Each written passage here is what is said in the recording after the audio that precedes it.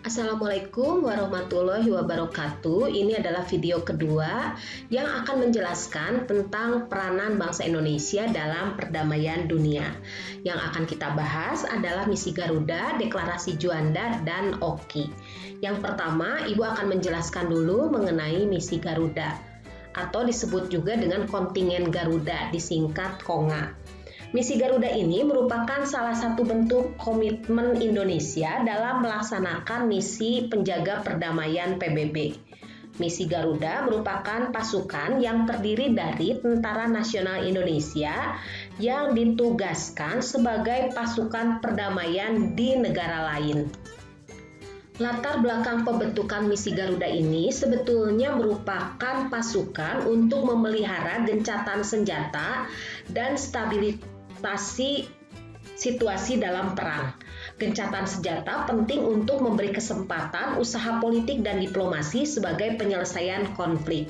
Nah, yang pertama kali pasukan penjaga perdamaian PBB ini mengirim Indonesia ke daerah konflik itu mulai tahun 1957. Yang pertama adalah misi Garuda yang dilakukan pada saat terjadinya konflik di Timur Tengah terkait masalah nasionalisasi terusan Suez yang dilakukan oleh Presiden Mesir Gamal Abdul Nasser 26 Juli 1956. Sebagai akibatnya, pertikaian tersebut meluas dan melibatkan negara-negara di luar kawasan tersebut. PBB dalam mengatasi masalah di Timur Tengah membentuk komando khusus namanya United Nations Emergency Force, disingkat UNEF. Dan Indonesia tanggal 8 November 1956 menyatakan kesediaan untuk turut serta menyumbangkan pasukan. Pasukan Garuda ini diambil dari kesatuan-kesatuan teritorial di Ponegoro dan Brawijaya.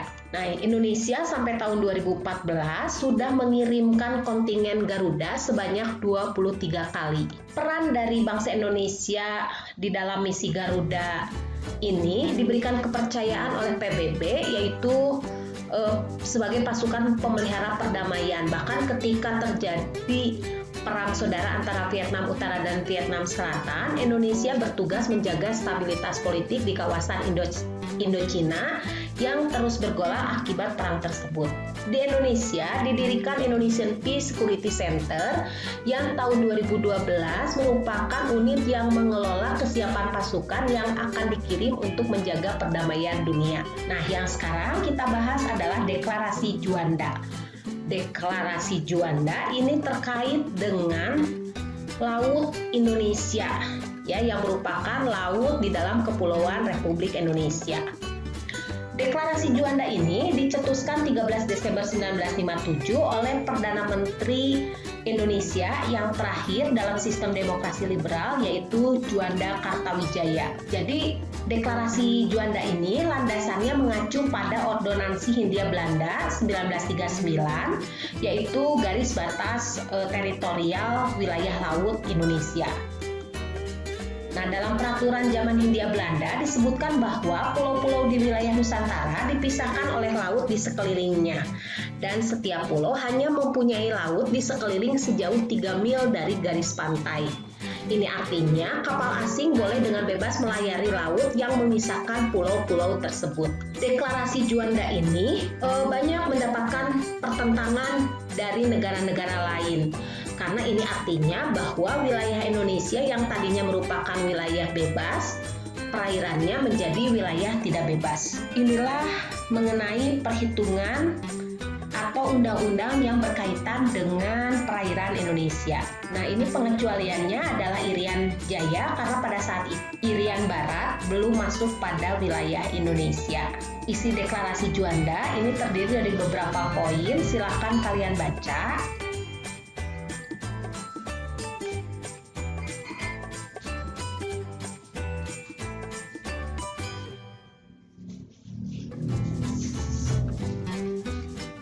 Melalui perjalanan panjang tahun 1982, akhirnya deklarasi Juanda ini diterima dan mendapatkan pengesahan dari United Nations Convention on the Law of the Sea.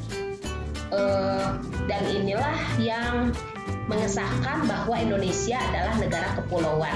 Deklarasi Juanda menegaskan bahwa perairan Indonesia meliputi wilayah laut teritorial, zona ekonomi eksklusif, batas landas, dan kontinen. Ini adalah gambaran tentang wilayah laut teritorial. Silahkan dipelajari, garis pantai 12 mil. Silakan dipelajari. Bahasan terakhir adalah OKI. OKI ini adalah Organisasi Konferensi Islam atau Organisasi Kerjasama Islam yang merupakan organisasi internasional non-militer yang didirikan di Rabat, Maroko tanggal 25 September 1969 karena adanya kebutuhan yang sangat mendesak untuk menggalang kekuatan dunia Islam. Anggota OKI ini terdiri dari 57 negara anggota dengan lingkup geografis yang cukup luas, yaitu kontinen Afrika, kontinen Asia, kontinen Timur Tengah dan Afrika Utara, serta kontinen Eropa Timur. Latar belakang dibentuknya OKI adalah peristiwa pembakaran Masjid Al-Aqsa yang terletak di Yerusalem tanggal 21 Agustus 1969. Peristiwa ini menimbulkan reaksi keras dari umat Islam.